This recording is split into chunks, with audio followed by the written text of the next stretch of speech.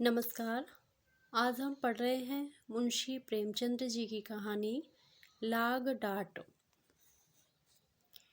जोखू भगत और बेचन चौधरी में 3 पीढ़ियों से अदावत चली आती थी। कुछ डांड मेड़ का झगड़ा था। उनके परदादों में कई बार खून खच्चर हुआ। बापों के समय से मुकदमेबाजी शुरू हुई। दोनों कई बार हाई कोर्ट तक गए। लड़कों के समय में संग्राम की भीषणता और भी बढ़ी, यहाँ तक कि दोनों ही अशक्त हो गए। पहले दोनों इसी गांव में आधे आधे के हिस्सेदार थे। अब उनके पास उस झगड़े वाले खेत को छोड़कर 1 अंगुल जमीन न थी। भूमि गई, धन गया, मान मर्यादा गई, लेकिन वह विवाद ज्यों का त्यों बना रहा। हाई कोर्ट के धुरंधर नीतिज्ञ एक मामूली सा झगड़ा तय न कर सके। इन दोनों सज्जनों ने गांव को 2 विरोधी दलों में विभक्त कर दिया था। एक दल की भंग बूटी चौधरी के द्वार पर छनती, तो दूसरे दल के चरस गांजे के दम भगत के द्वार पर लगते थे। स्त्रियों और बालकों के भी 2 दल हो गए थे। यहाँ तक कि दोनों सज्जनों के सामाजिक और धार्मिक विचारों में भी विभाजक रेखा खिंची हुई थी। चौधरी कपड़े पहने सत्तू खा लेते और भगत को ढोंगी कहते। भगत बिना कपड़े उतारे पानी भी ना पीते और चौधरी को भ्रष्ट बतलाते। भगत सनातन धर्मी बने तो चौधरी ने आर्य समाज का आश्रय लिया। जिस बजाज पंसारी या कुंजड़े से चौधरी सौदे लेते, उसकी ओर भगत जी ताकना भी पाप समझते थे। और भगत जी की हलवाई की मिठाइयाँ, उनके ग्वाले का दूध और तेली का तेल चौधरी के लिए त्याज्य था। यहाँ तक कि उनके आरोग्यता के सिद्धांतों में भी भिन्नता थी। भगत जी वैद्यक के कायल थे, चौधरी यूनानी प्रथा के मानने वाले। दोनों चाहे रोग से मर जाते पर अपने सिद्धांतों को न तोड़ते। जब देश में राजनीतिक आंदोलन शुरू हुआ तो उसकी भनक उस गांव में आ पहुंची। चौधरी ने आंदोलन का पक्ष लिया, भगत उनके विपक्षी हो गए। एक सज्जन ने आकर कहा, गांव में किसान सभा खोली। चौधरी उसमें शरीक हुए, भगत अलग रहे। जागृति और बड़ी स्वराज्य की चर्चा होने लगी। चौधरी स्वराज्यवादी हो गए, भगत ने राजभक्ति का पक्ष लिया। चौधरी का घर स्वराज्यवादियों का अड्डा हो गया, भगत का घर राजभक्तों का क्लब बन गया। चौधरी जनता में स्वराज्यवाद का प्रचार करने लगे। मित्रों, स्वराज्य का अर्थ है अपना राज। अपने देश में अपना राज हो वह अच्छा है कि दूसरे का राज हो वह। जनता ने कहा, अपना राज हो वह अच्छा है। चौधरी, तो यह स्वराज्य कैसे मिलेगा? आत्मबल से, पुरुषार्थ से, मेल से। एक दूसरे से द्वेष करना छोड़ दो, अपने झगड़े आप मिलकर निपटा लो। एक शंका, आप तो नित्य अदालत में खड़े रहते हैं। चौधरी, हाँ, पर आज से अदालत जाऊं तो मुझे गौ हत्या का पाप लगे। तुम्हें चाहिए कि तुम अपनी गाड़ी कमाई अपने बाल बच्चों को खिलाओ और बेचें तो परोपकार में लगाओ। वकील मुख्तारों की जेब क्यों भरते हो? थानेदार को घूस क्यों देते हो? अमलों की चिरौरी क्यों करते हो? पहले हमारे लड़के अपने धर्म की शिक्षा पाते थे, वह सदाचारी, त्यागी, पुरुषार्थी बनते थे। अब वह विदेशी मदरसों में पढ़कर चाकरी करते हैं, घूस खाते हैं, शौक करते हैं, अपने देवताओं और पितरों की निंदा करते हैं, सिगरेट पीते हैं, साल बनाते हैं और हाकिमों की गोड़धारियाँ करते हैं। क्या यह हमारा कर्तव्य नहीं है कि हम अपने बालकों को धर्मानुसार शिक्षा दें? जनता, चंदा करके पाठशाला खोलनी चाहिए। चौधरी, हम पहले मदिरा का छूना पाप समझते थे, अब गांव-गांव और गली-गली में मदिरा की दुकानें हैं। हम अपनी गाड़ी कमाई के करोड़ों रुपए गांजे शराब में उड़ा देते हैं। जनता, जो दारू भांग पिए उसे डांड लगाना चाहिए। चौधरी, हमारे दादा बाबा छोटे बड़े सब गाड़ा गाजी पहनते थे। हमारी दादियाँ नानियाँ चरखा काता करती थी। सब धन देश में रहता था। हमारे जुलाहे भाई चैन की बंशी बजाते थे, अब हम विदेश के बने हुए महीन रंगीन कपड़ों पर जान देते हैं। इस तरह दूसरे देश वाले हमारा धन ढोकर ले जाते हैं।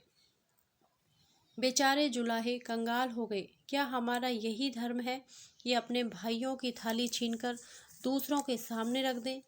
जनता गाड़ा कहीं मिलता ही नहीं। चौधरी, अपने घर का बना हुआ गाड़ा पहनो, अदालतों को त्यागो, नशेबाजी छोड़ो, अपने लड़कों को धर्म कर्म सिखाओ, मेल से रहो, बस यही स्वराज्य है। जो लोग कहते हैं कि स्वराज्य के लिए खून की नदी बहेगी, वे पागल हैं, उनकी बातों पर ध्यान मत दो। जनता यह बातें चाप से सुनती थी। दिनों दिन श्रोताओं की संख्या बढ़ती जाती थी। चौधरी के सब श्रद्धाभाजन बन गए। भगत जी की राजभक्ति का उपदेश करने लगे। भाइयों, राजा का काम राज करना और प्रजा का काम उसकी आज्ञा का पालन करना है। इसी को राजभक्ति कहते हैं और हमारे धार्मिक ग्रंथों में हमें इसी राजभक्ति की शिक्षा दी गई है। राजा ईश्वर का प्रतिनिधि है। उसकी आज्ञा के विरुद्ध चलना महान पातक है। राज में मुक्त प्राणी नरक का भागी होता है। एक शंका, राजा को भी तो अपने धर्म का पालन करना चाहिए। दूसरी शंका, हमारे राजा तो नाम के हैं, असली राजा तो विलायत के बनिए महाजन है। तीसरी शंका, बनिए धन कमाना जानते हैं, राज करना क्या जाने। भगत, लोग तुम्हें शिक्षा देते हैं कि अदालतों में मत जाओ, पंचायतों में मुकदमे ले जाओ, और लेकिन ऐसे पंच कहाँ हैं जो सच्चा न्याय करें, दूध का दूध और पानी का पानी कर दें। यहाँ मुँह देखी बातें होंगी। जिनका कुछ दबाव है उनकी जीत होगी, जिनका कुछ दबाव नहीं है वह बेचारे मारे जाएंगे। अदालतों में सब कार्यवाही कानून पर होती है। वहाँ छोटे बड़े सब बराबर हैं।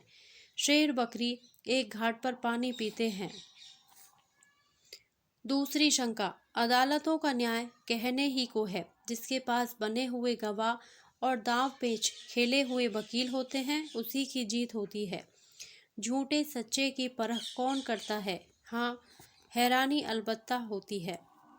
भगत, कहा जाता है कि विदेशी चीज़ों का व्यवहार मत करो। यह गरीबों के साथ घोर अन्याय है।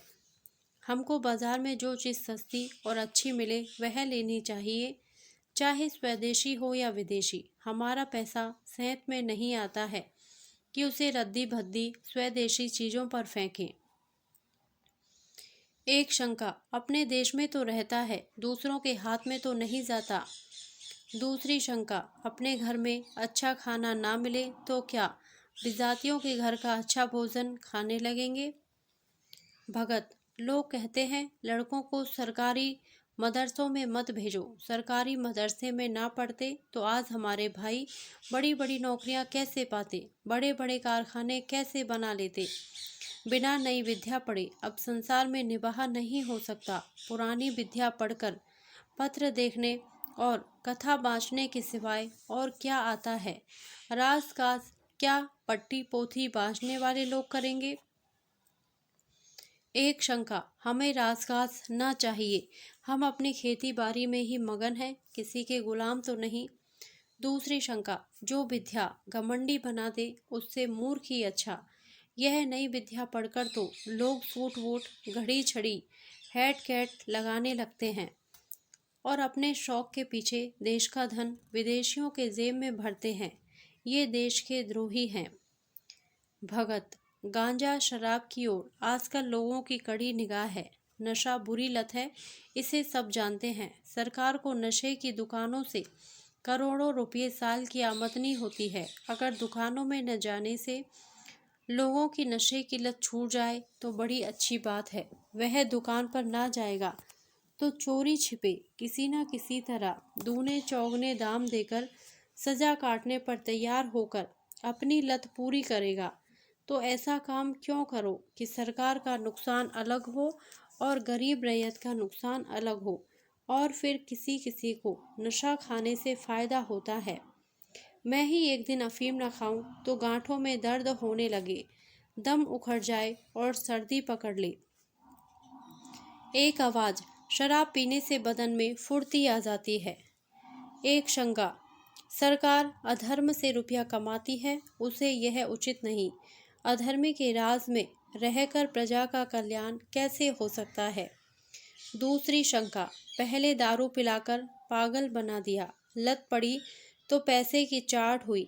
इतनी मजूरी किसको मिलती है कि रोटी कपड़ा भी चले और दारू शराब भी उड़े। या तो बाल बच्चों को भूखों मारो या चोरी करो, जुआ खेलो और बेईमानी करो। शराब की दुकान क्या है, हमारी गुलामी का अड्डा है। चौधरी के उपदेश सुनने के लिए जनता टूटती थी। लोगों को खड़े होने की जगह न मिलती। दिनों दिन चौधरी का मान बढ़ने लगा। उनके यहाँ नित्य पंचायतों की राष्ट्रोन्नति की चर्चा रहती। जनता को इन बातों में बड़ा आनंद और उत्साह होता। उनके राजनीतिक ज्ञान की वृद्धि होती। वह अपना गौरव और महत्व समझने लगे। उन्हें अपनी सत्ता का अनुभव होने लगा। निरंकुशता और अन्याय पर अब उनकी त्योरियां चढ़ने लगी। उन्हें स्वतंत्रता का स्वाद मिला। घर की रुई, घर का सूत, घर का कपड़ा, घर का भोजन, घर की अदालत, न पुलिस का भय, न अमला की खुशामद, सुख और शांति से जीवन व्यतीत करने लगे। कितनों ही ने नशेबाजी छोड़ दी और सद्भावों की एक लहर सी दौड़ने लगी। लेकिन भगत जी इतने भाग्यशाली ना थे। जनता को दिनों दिन उनके उपदेशों से अरुचि होती जाती थी। यहाँ तक कि बहुधा उनके श्रोताओं में पटवारी, चौकीदार, मुदर्रिस और इन्हीं कर्मचारियों के मित्रों के अतिरिक्त और कोई ना होता था। कभी कभी बड़े हाकिम भी आ निकलते और भगत जी का बड़ा आदर सत्कार करते। जरा देर के लिए भगत जी के आंसू पुछ जाते, लेकिन क्षण भर का सम्मान आठों पहर के अपमान की बराबरी कैसे करता। जिधर निकल जाते उधर ही उंगलियां उठने लगती। कोई कहता खुशामदी टट्टू है, कोई कहता खुफिया पुलिस का भेदी है। भगत जी अपने प्रतिद्वंदी की बड़ाई और अपनी लोक निंदा पर दांत पीस पीस कर रह जाते थे। जीवन में यह पहला ही अवसर था कि उन्हें सबके सामने नीचा देखना पड़ा। चिरकाल से जिस कुल मर्यादा की रक्षा करते आए थे और जिस पर अपना सर्वस्व अर्पण कर चुके थे, वह धूल में मिल गई। यह दाहमय चिंता उन्हें एक क्षण के लिए चैन न लेने देती। नित्य समस्या सामने रहती कि अपना खोया हुआ सम्मान क्यों कर पाऊं, अपने प्रतिपक्षी को क्यों कर पद दलित करूं, कैसे उनका गुरूर तोड़ूं। अंत में उन्होंने सिंह को उसी की मांद में पछाड़ने का निश्चय किया। संध्या का समय था। चौधरी के द्वार पर एक बड़ी सभा हो रही थी। आसपास के गांवों के किसान भी आ गए। हजारों आदमियों की भीड़ थी। चौधरी उन्हें स्वराज्य विषयक उपदेश दे रहे थे। बार बार भारत माँ की जय जयकार की ध्वनि उठती थी। एक और स्त्रियों का जमाव था। चौधरी ने अपना उपदेश समाप्त किया और अपनी जगह पर बैठे। स्वयं सेवकों ने स्वराज्य फंड के लिए चंदा जमा करना शुरू किया कि इतने में भगत जी न जाने किधर से लपके हुए आए और श्रोताओं के सामने खड़े होकर उच्च स्वर से बोले, भाइयों, मुझे यहाँ देखकर अचरज मत करो। मैं स्वराज्य का विरोधी नहीं हूँ। ऐसा पतित कौन प्राणी होगा जो स्वराज्य का निंदक हो, लेकिन इसको प्राप्त करने का वह उपाय नहीं है जो चौधरी ने बताया है और जिस पर तुम लोग लट्टू हो रहे हो। जब आपस में फूट और रार है, पंचायतों से क्या होगा। जब विलासिता का भूत सिर पर सवार है तो नशा कैसे छूटेगा, मदिरा की दुकानों का बहिष्कार कैसे होगा, सिगरेट, साबुन, मोजे, बनियान, अद्दी, तंजेब से कैसे पिंड छूटेगा। जब रौब और हुकूमत की लालसा बनी हुई है तो सरकारी मदरसे कैसे छोड़ोगे, विधर्मी शिक्षा की बेड़ी से कैसे मुक्त हो सकोगे। स्वराज्य लेने का केवल एक ही उपाय है और वह आत्म संयम है। यही महाऔषधि तुम्हारे समस्त रोगों को समूल नष्ट करेगी। आत्मा को बलवान बनाओ, इंद्रियों को साधो, मन को वश में करो। तुम में भातृभाव पैदा होगा, तभी वैमनस्य मिटेगा, तभी ईर्ष्या और द्वेष का नाश होगा, तभी भोग विलास से मन हटेगा, तभी नशेबाजी का दमन होगा। आत्मबल के बिना स्वराज्य कभी उपलब्ध ना होगा। स्वयं सेवा सब पापों का मूल है, यही तुम्हें अदालतों में ले जाता है, यह तुम्हें विधर्मी शिक्षा का दास बनाए हुए है। इस पिशाच को आत्मबल से मारो और तुम्हारी कामना पूरी हो जाएगी। सब जानते हैं मैं 40 साल से अफीम का सेवन करता हूँ। आज से मैं अफीम को गऊ का रक्त समझता हूँ। चौधरी से मेरी 3 पीढ़ियों की अदावत है। आज से चौधरी मेरे भाई हैं। आज से मुझे या मेरे घर के किसी प्राणी को घर के कते सूत से बुने हुए कपड़े के सिवाय कुछ और पहनते देखो तो मुझे जो दंड चाहो दे दो। बस मुझे यही कहना है कि परमात्मा हम सबकी इच्छा पूरी करे। यह कहकर भगत जी घर की ओर चले कि चौधरी दौड़कर उनके गले से लिपट गई। 3 पुश्तों की अदावत एक क्षण में शांत हो गई। उस दिन से चौधरी और भगत साथ साथ स्वराज्य का उपदेश करने लगे। उनमें गाढ़ी मित्रता हो गई और यह निश्चय करना कठिन था कि दोनों में जनता किसका अधिक सम्मान करती है। प्रतिद्वंदिता वह चिंगारी थी जिसने दोनों पुरुषों के हृदय दीपक को प्रकाशित कर दिया था। धन्यवाद। यदि आपको यह कहानी अच्छी लगी हो तो प्लीज़ मेरे वीडियो को लाइक करें, शेयर करें और मेरे चैनल को सब्सक्राइब करें। Thank you.